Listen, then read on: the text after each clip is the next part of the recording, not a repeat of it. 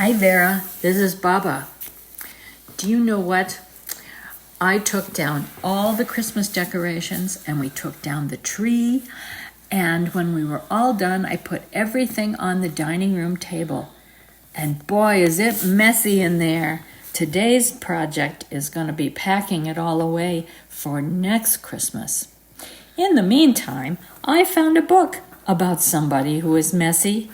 His name was Mr. Messi. Mr. Messi was the messiest person you've ever met in your whole life. He looked messy because he was messy, everything he did. You could always tell where Mr. Messi had been because he left a trail of messy fingerprints wherever he'd been. Oh yes, Mr. Messi was messy by name and messy by nature. Mr. Messi lived in a particularly messy-looking house. The paint was peeling, the windows were broken, there were tiles missing from the roof, the flower beds were overgrown with weeds, and the garden gate was off of its hinges. And had Mr. Messi cut the grass in his yard lately?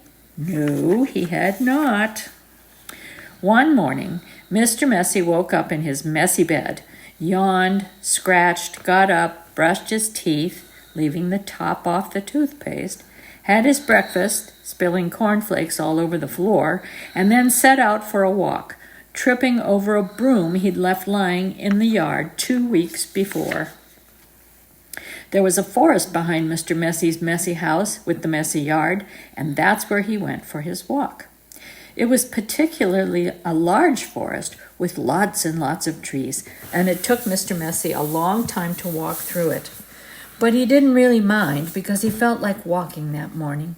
So he walked and walked right through the forest until he came to the other side. And do you know what he found on the other side of the forest? Mr. Messi found the neatest, prettiest looking little cottage he had ever seen. It had a lovely little yard with a stream running through the middle of it. There was a man in the yard clipping the hedge.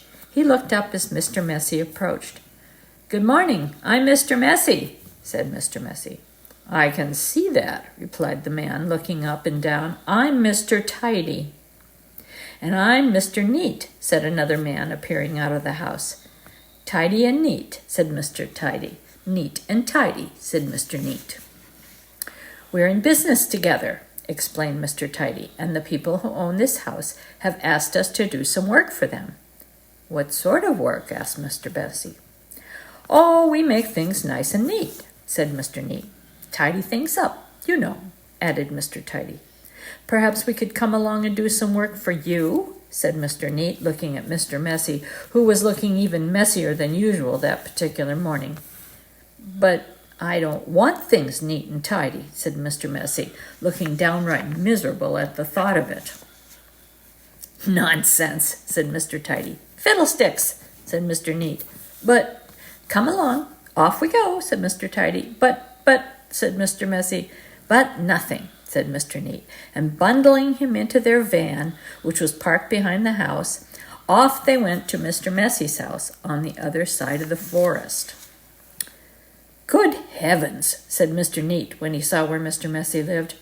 "Good gracious me," added Mr. Tidy. "This is the messiest house I have ever seen in all my born days," they both said together at the same time. "Better do something about it," said Mr. Neat, and before Mr. Messi could open his mouth, the two of them were rushing here and there around Mr. Messi's house. Mr. Neat hoed and mowed and pruned and snipped and clipped and cleared and dug and made the yard look neater than it had ever looked before.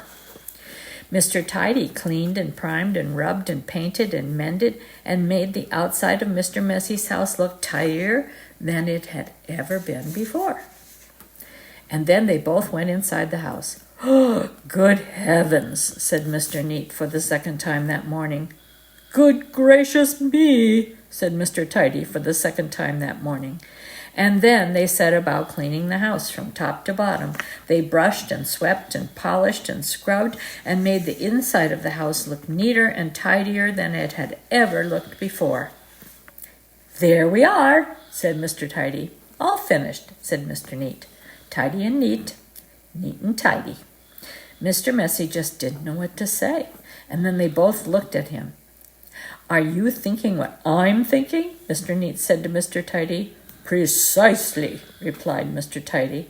"What we're both thinking is that you look much too messy to live in a neat and tidy house like this." "But," said Mr. Messy. But whatever Mr. Messy said was no use, and Mr. Neat and Mr. Tidy whisked him off to the bathroom upstairs. It had been the messiest room in the house, but now, of course, it was neat as a pin. And then Mr. Neat got hold of one of Mr. Messy's arms, and Mr. Tidy got hold of the other, and they picked him up and they put him right into the bathtub. Mr. Messy wasn't used to having baths.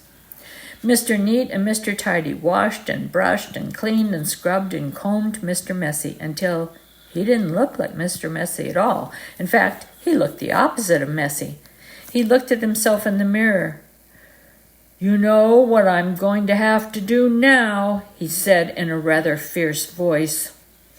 Mr. Neat and Mr. Tidy looked worried. "What are you going to have to do?" they asked him. "I'm going to have to change my name," said Mr. Messy, and then he chuckled, and Mr. Neat and Mr. Tidy chuckled, and then Mr. Messy laughed, and Mr. Neat and Mr. Tidy laughed, and they all laughed together and became the best of friends. And that really is the end of the story, except to say that if you're a messy sort of person, you might have a visit from two people, and you know what they are called, don't you? That's the end of the story.